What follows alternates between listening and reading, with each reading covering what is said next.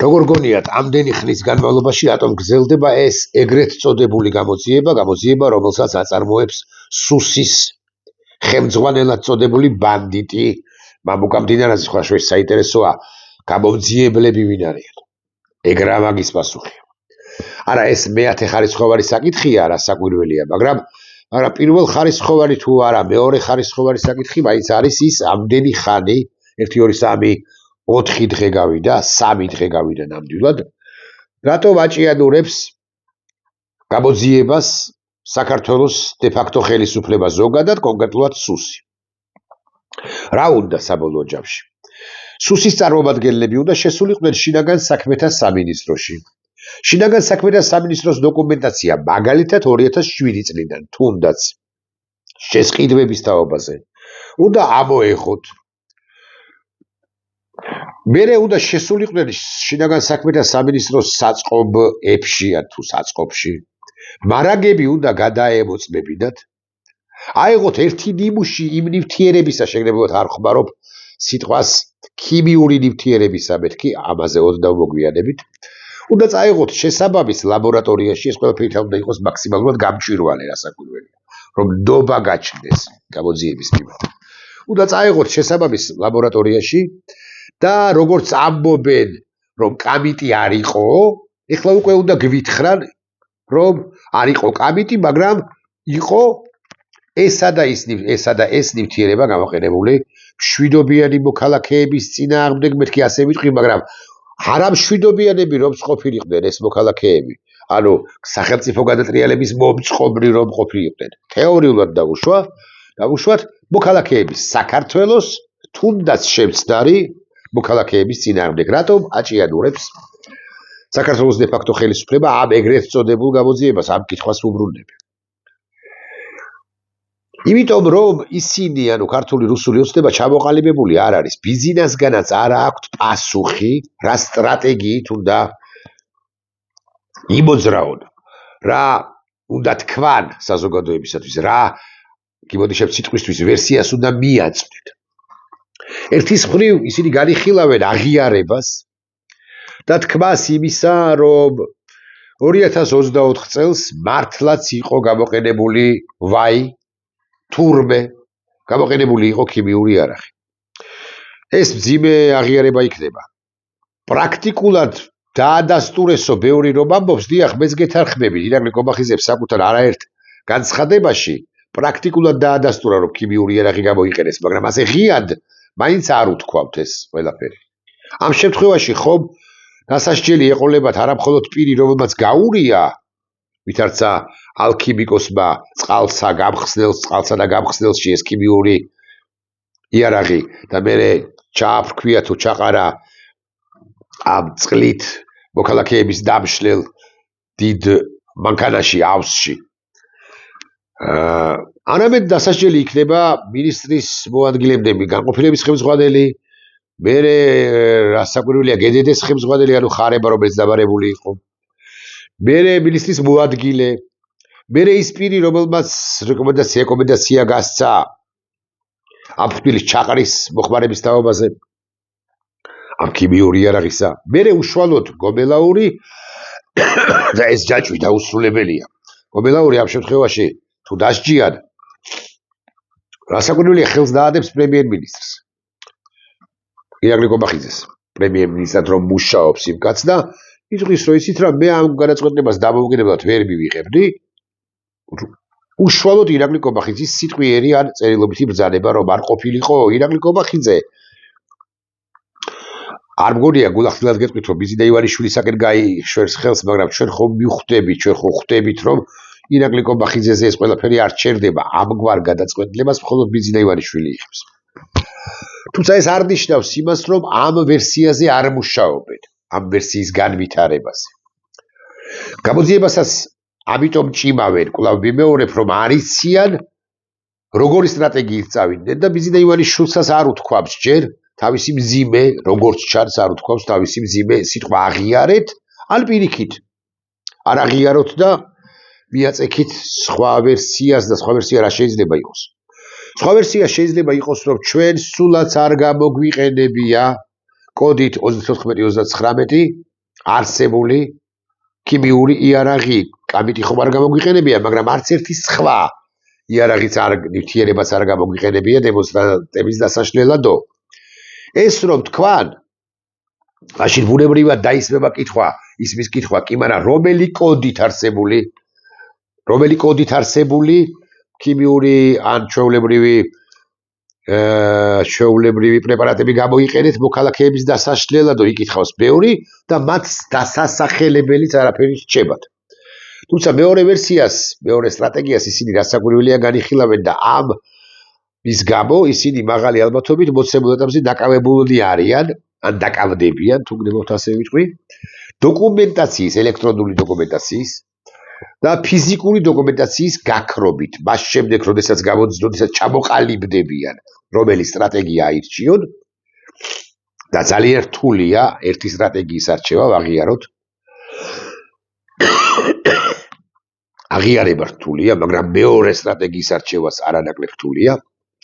როდესაც აირჩევენ ამ ორი უარესი სტრატეგიიდან ერთ-ერთს, შესაბამისად საზოგადოებას გააცნობენ რამდენიმე დღეში ეგრეთ წოდებული გამოძიების შედეგებს, ხოლო თუ მეორე სტრატეგია იქნება არჩეული, ისინი მანამდე ეცდებიან და მოსპობენ დოკუმენტაციას, მათ შორის ელექტრონულს, გადააკეთებენ შესყიდვების თაობაზე ნებისმიერ წელს მიხეილ სააკაშვილის მმართველობის დროსაც, მათ შორის, თუ მაინც და მაინც 2007-ში, 8-ში, თუ 9-ში, თუ 10-შია შეძენილი რამ,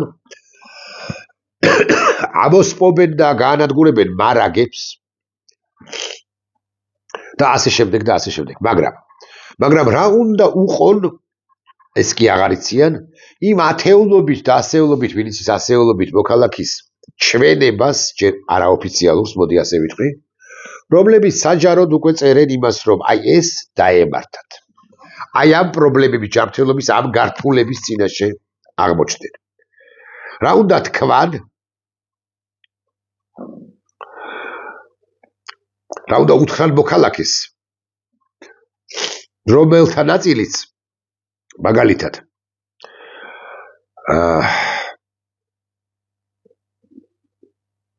გავრცელებს და გადაზიერება უზარმაზარი რაოდენობით აქვს გიორგი ლუბარეცის პოსტს, ეს უკანასკნელი ავტორი ქოცების დაბლოკვის და დარეპორტების გამო დაბლოკილია, მოცემულ ეტაპზე ყოველ შემთხვევაში რამდენადაც ჩემთვის არის ცნობილი, მაგრამ ეს პოსტი მას დაწერილი აქვს და წაგიკითხავთ ამ პოსტს და რომელიც პრინციპში ფარდას ხსნის ყველა ფერს ან ბევრ რამეს, რაც ამ ამბავთან დაკავშირებით ხდება. ლუბარეცი წერს და ოცნებას არ აქვს არანაირი პასუხი კონკრეტულ ლუბარეცთან გასამკლავებლად და არ აქვს არანაირი პასუხი მოქალაქეებისათვის. ამიტომაც არიან დამატებით სხვათა შორის დაბნეულები. რას წერს ლუბარეცი? რა ვიცით რეჟიმისვე აღიარებით, ანუ რეჟიმმა რაც აღიარა იმასთან დაკავშირებით და პირდაპირ ირიბად, შეფარულად, კომენტარებში, წაცნენების დროს რეჟიმმა ის აღიარა, რაზეც გიორგი ლუბარეცი ამახვილებს ყურადღებას. გამოიყენეს ერთდროულად რაღაც ნივთიერება UN 34-39-ის კოდის ქვეშ. ანუ ეს პრინციპში დადასტურებული აქვს. ახლა მეისრეები უნდა დასაჯოს, თუ ამ სტრატეგიით სწავლენ. რომელიც წყალში არ ზავდება ქიმიური ნივთიერებები. რისთვისაც ორგანული გამხსნელი ქიმიკოსები უკეთ არ გიქვავენ ამ ყველაფერს. ტრიქლოროეთილინი UN 1710 დასჭირდათ ამ კოდის ქვეშ არსებული. ტრიქლოროეთილინი დამატებით იხმარება ნივთიერების კანში შეღწევას. რითიც შეიძლება აიხსნას მისი რთულად მოშორება ან კანის წვა. ჩვენ გვახსოვს და ბოლო პერიოდში განსაკუთრებით ხშირად ნახეთ ბოლო ამბების გათვალისწინებით ფოტოები ადამიანებისა, რომლებსაც დამწვარი კანი ჰქონდათ და გამონაყარი ჰქონდათ მაგალითად კიდურებზე ან სხეულზე.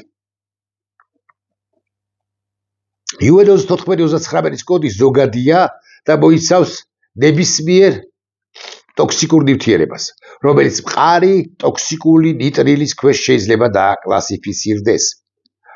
ამ კოდით შეუძლებელია მაგალითად სითხის ტრანსპორტირება, მეც მინდა რომ გავიაზრო, ნივთიერება აუცილებლად უნდა იყოს ფხვნილის კრისტალურ ფორმაში ნიტრალების ჯგუფში. სიუდრის ედს. 34-39 კოდის ქვეშ გარდა კაბიტისა, რაზეც იყო ეჭვი, შეიძლება ასევე იყოს ეს ეჭვი არ გამქრალა. მიუხედავად კობახიძის განცხადებისა, შეიძლება ასევე იყოს ქლორბენზალმალონონიტრილი, იგივე CS, იგივე ჩვენი ძმა და მეგობარი წელსადენი გაზი, რომელიც გამოუყენებიათ არაერთხელ ჩვენს ქვეყანაში და სხვაგანაც. რომელიც გაზავებამდე ფხვნილის ფორმაშია, წელსადენ გაზს უფრო ზუსტი კოდიც აქვს 34-48. უფრო მარტივად რომ ვთქვათ, მარტივი ანალოგიით, გზეთი ტრანსპორტირებისას საფუხ მასალადაც შეიძლება გაატარო, სითხის ქვეშაც და აალებადი ნივთიერების ქვეშაც. იგივეა ამ კოდზეც. წელსადენი გაზის გარდა ამ ზოგადი კოდის ქვეშ ძალიან ცოტა ნივთიერების გაყვანაა შესაძლებელი. არსებობს თეორიული შანსი, რომ შერეული ნივთიერება წელსადენი გაზი იყოს, რომელიც შეძენისას პირველი არაზუსტად ზოგადად დაკლასიფიცირდა, ან მეორე განზრახ დაკლასიფიცირდა ზოგადი კოდით ტრანსპორტირების რეგულაციების გვერდის ავლის ან სხვა მიზნისთვის.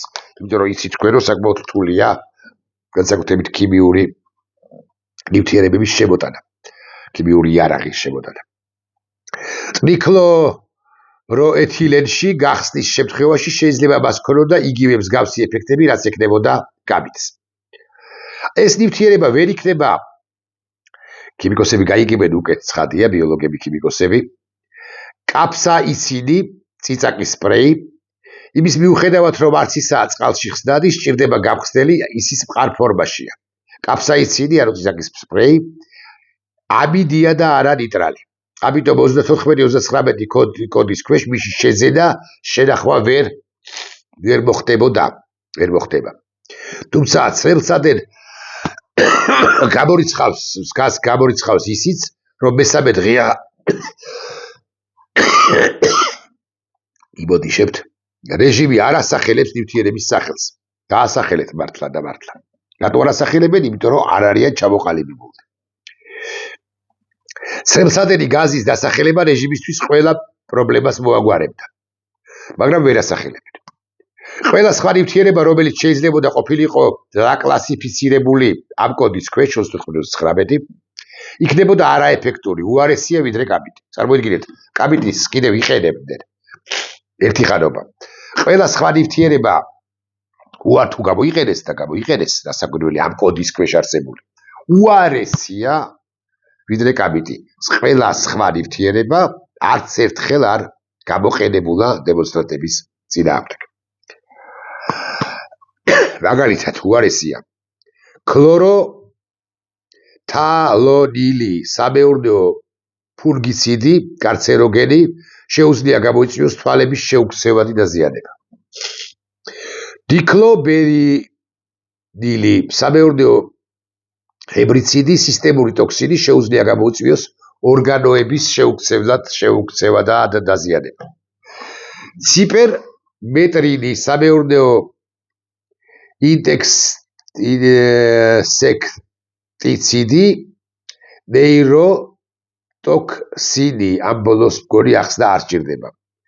მალონონიტრილი გამოიყენება ქიმიურ სინთეზში უფრო მაღალი ტოქსიკურობის ვიდრე კაბიტი. მეტაბოლიზმის დროს ორგანიზმში შეიძლება გამოათავისუფლოს ციანიდი.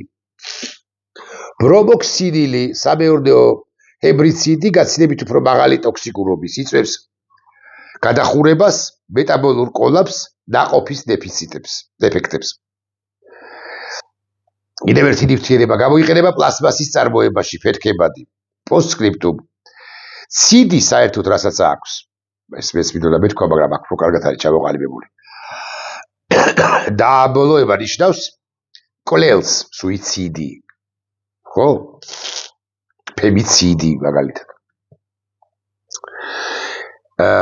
სხვა მაგალითებს ასახელებს ავტორი. ინტექსიციდი, წერების მკვლელი. ჰებრიციდი, სარეველების მკვლელი. ფუნგიციდი, სოკოების მკვლელი. ნიტრალების ჯგუფში ბევრი ნაერთია, მაგრამ ისევ არც ერთი არაა ცრემლსადენი გაზის გარდა, რომელიც მასების კონტროლისათვის გამოიყენება, ხოლო ცრემლსადენ გაზს ოცნება პირველივე დღეს დაადასტურებდა. კვლავ ვიმეორებ, რატომ არ ადასტურებს? იმიტომ არ ადასტურებს ოცნება არაფერს პრაქტიკულად, იმიტომ რომ ჩამოყალიბებულნი არ არიან. ეხლა რატო არ არიან ჩამოყალიბებულნი? იმიტომ რომ ბიზნეს გაგიკვირდებათ და რომელიც საქმის კურსია ყველაფერთან დაკავშირებით, ჯერჯერობით თავად არ აქვს პასუხი. ჯერჯერობით თავადაც არ აქვს შერჩეული სტრატეგია. ჯერჯერობით არ იცის შესწიროს ირაკლი კობახიძე ამ ყველა ირაკლი კობახიძეც კი ამ ყველაფერს ანუ აღიაროს, რომ ეს იყო ქიმიური აღიარებინოს, რომ ეს იყო ქიმიური იარაღი და მე სხვა რომელიმე პრემიერად წოდებული შემოგთავაზოს. თუ უარყოს და სრულ უარყოფაზე წავიდეს, ესეც სარისკო გზა, იმიტომ რომ უთუოდ მოქალაქეებს შერახული ექნებათ პერანგი, ქურთუკი, ფეხსაცმელი, რომელთა ქიმიური ანალიზის გაკეთების შემთხვევაში დადასტურდება, რომ მათ მიერ წარმოთქმული ვერსია, გამოხშყავდებული ვერსია მტკიცებით ფორმაში ამასთან იყო ტყუილი. ყველას კი ბიზნესა ივანიშვილი ვერ აკონტროლებს და ვერც გააკონტროლებს.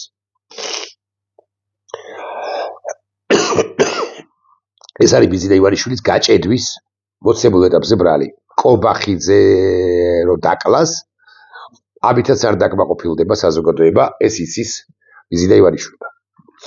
ამიტომ ჩემი ვერსიით ის წავა მაინც ყველაფრის უარყოფაზე. ჩვენში რომ დარჩეს თქვენ, უშუალოდ თქვენ, რომ აღიაროს საქართველოს დე-ფაქტო ხელისუფლებამ, რომ ბრალია ხარებასი ან გობელაურისა. და შესაბამისად ისიო დასაჯოს და მე თუნდაც მისაჯოს მერაბიშვილის შეძენის გამო. თქვენ დაკმაყოფილდებით? თქვენ იტყვით, რომ პრობლემა აღმოფხრილი აღარ არსებობს? თქვენ გექნებათ გარანტია, რომ მაზეგ თქვენ რომ გამოხვალთ ნებისმიერ მიტინგზე, ბიზნესა ივანიშვილის რომელიმე სხვა მთავრობის თავმჯდომარე არ გასცემს გარკარგულებას სიტყვიერს, რომ სხვა იარაღი, სხვა მკვლელი ქიმიური იარაღი გამოიყენოთ თქვენს წინააღმდეგ, კობახიძის დასჯის შემთხვევაშიც კი? ცხადია არა. აქედან გამოდიოდი თქვენ, თუ ეს ყველაფერი დადასტურდა, ბუნებრივად გაჯავრდებით არა მხოლოდ ხარებაზე თუ გობელაურზე თუ კობახიძეზე, არამედ გაჯავრდებით პერსონალურად ივანიშვილზე, რომლის შერჩეულიც არის სამივე პირი, განსაკუთრებით ცხადია კობახიძე. ამიტომ ჩემი მოსაზრებით, ჩემი განჭრედით, ისინი არც მერაბიშვილს, არც უტიაშვილს, არც წინა ხელისუფლებას არ მიადგებიან. არ იტყვიან, რომ მათი ბრალია შეძენა. იმიტომ რომ ჩვენ ყველა ხვდებით და ისინიც ხვდებიან, რომ ვინც არ უნდა შეეძინა ეს ყველაფერი, ის დამნაშავე კი არა, ის კი არ არის დამნაშავე, არამედ ვინც გამოიყენა, ის არის დამნაშავე. ამიტომ ისინი ეცდებიან, რომ ყველაფერი გაანადგურონ. მაგრამ გაანადგურებენ კი ყველაფერს. გავანებოთ თავი ერწოს ვის აქვს შედახული პერანგი, ან ფეხსაცმელი, ან ქურთუკი, რომელზეც შესაძლოა კვლავაც არის ეს ქიმიური ნივთიერებების შერჩენილი. შეიძლება არც არის, მე ვერ გეტყვით. ხო არსებობს უამრავი ჩვენება, არსებობს და იარსებებს. როცა მოქალაქეები ადასტურებენ, რა დაემართათ იმ პერიოდში და როგორ გართულდა მათი ჯანმრთელობის მდგომარეობა უკვე შემდგომ თვეებში, პოსტს მოსდევს ამგვარ თემებზე.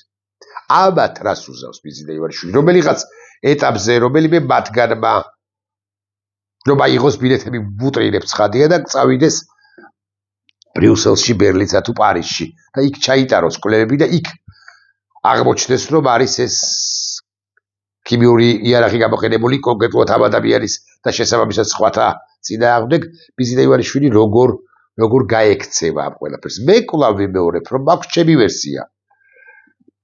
ბიზნესა ივანიშვილი ეცდება მიჩქმალვას და ამავდროულად საზოგადოება არ გაჩერდება რა და უშუალოდ მისკენაც გაიშვერს რა თითს, ბიზნესა ივანიშვილი ეცდება სრული დიქტატურის დამყარებას გარკვეული პერიოდის განმავლობაში კი არა მალე.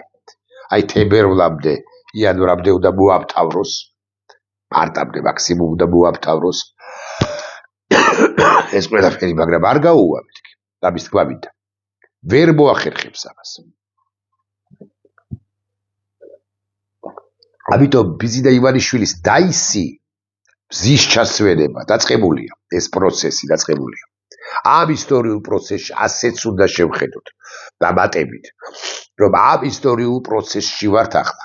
თუ არ გავჩერდებით, ბუნებრივია ბიზინა ივანიშვილს დავასრულებთ. როგორ დავასრულებთ, ამაზე არ მაქვს ზუსტი პასუხი. არ ვიცი. წინა თუ წინის წინა ბლოკში თქვი, რომ შეიძლება ერთი ჩარტერული რეისით გაფრინდეს ყველა ბრაზილიაში მერგი. ცხადია უტრირებაა, მაგრამ შეიძლება უბრალოდ გაქრნენ.